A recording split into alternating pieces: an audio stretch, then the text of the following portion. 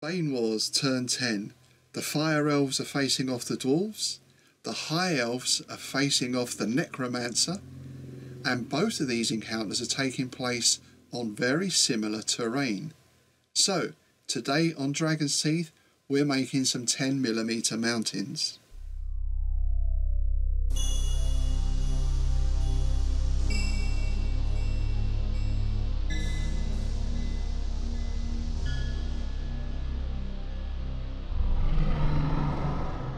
Hi, I'm Rob Poyton. Thanks for joining me today. So yes, we're getting into some major battles now in our Banewars campaign. This is the 10mm campaign using Fantastic Battles as our rule set. We've had some skirmishes. There's been a fair amount of diplomacy going on, a little bit of to-ing and fro-ing, but we've got two armies now literally face to face. And as I said at the start there, totally by coincidence, it's just how it's worked out. Both very similar situation.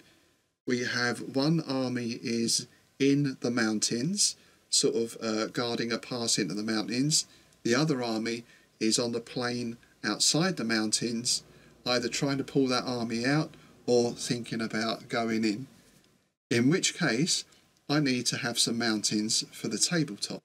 Now, I'm not going to build mountains even in 10mm because let's face it, if they were true to scale, they're going to be about 7 foot high or something. I don't have that much polystyrene foam available, or a shed big enough to keep it all in. So it's going to be representational. I'm going to get the polystyrene foam out and I'm going to make some sort of cliff faces. I thought would be the way to do it. That way these can sit at one end of the table. We can have our gap with our pass there, and we can see if the battle happens inside the pass or if the armies in the mountains come out to meet the challenge. This is the main material I'm going to be working with, your standard polystyrene foam packing. I've got a ton of it laying around. We had a washing machine a little while back. I always keep bits and pieces of packaging. You never know when they're going to come in useful. But as I'm sure you'll know if you've ever used this, unless you've got a hot wire, which I haven't, if you're cutting, this is a very messy process. So you need to have the hoover on standby. So the basic plan is to carve some cliff faces out of this material, put some filler on them, a little bit of grit, paint them, baste them, and they'll be ready for the battle, which could take place, well, maybe as soon as next week. Who knows? Right, let's get on. First thing then is to get some figures out for scale. So these are some 10mm that I'm in the process of painting at the moment. And I've got various sizes and shapes of polystyrene here. And first thing is to get the right height. As I say, these are going to be more like a cliff than a mountain, but I want them to look pretty substantial. So 3 of those strips is going to work out the right height, I think. And the first thing I'm going to do then is glue all these strips together, cut them into the correct length, and then work on carving out the actual rock face. Just your standard PVA glue then, and once I'd sandwiched the strips together, I put a couple of books on top just to press them in place. And I think I've got 4 of these long strips to do.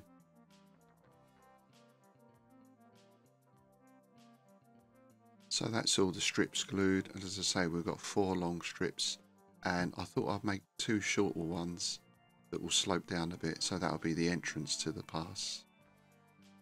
Next job then is to put each of the strips on a base, just for ease of handling mostly. So this is just a cornflake packet, I think, just quite thin card. You might want to do something a little bit thicker, because I did find with all the damp from the PVA and the filler later on, the bases did get a little bit soggy. And now comes the first messy part as I start carving out the shape of the cliff.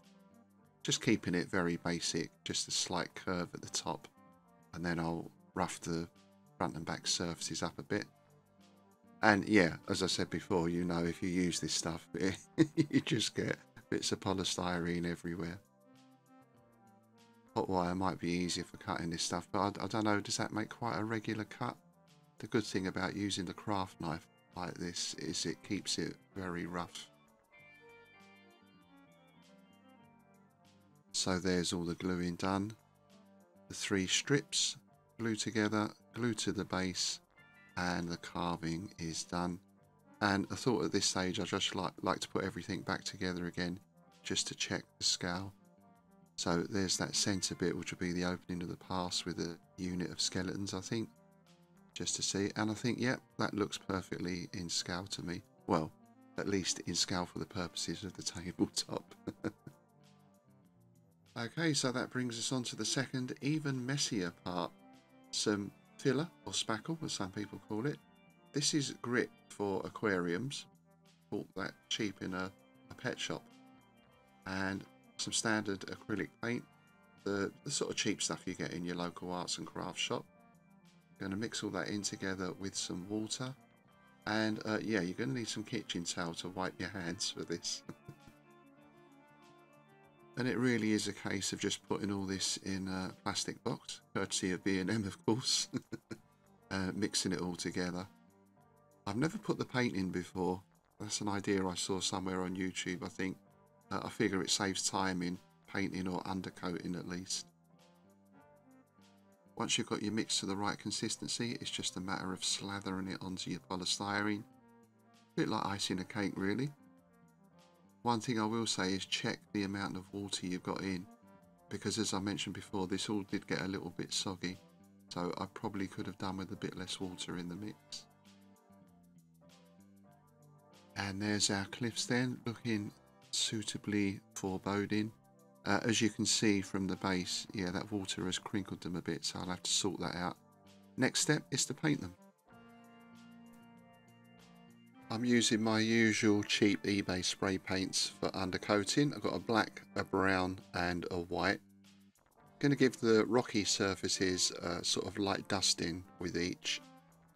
And then I thought, just in order to strengthen those bases, those soggy bases, I'm going to spray black on those as well, just to hopefully stiffen those up a bit. Then it's just a case of filling in a few patches where the spray has missed, putting in a few shadows and dry brushing with the lighter colour to bring out some highlights. Touch of PVA on the bases, and then I'm going to spread some flock, mostly on the bases, but I've also put a little bit on the actual cliffs as well to simulate vegetation growing on the rock.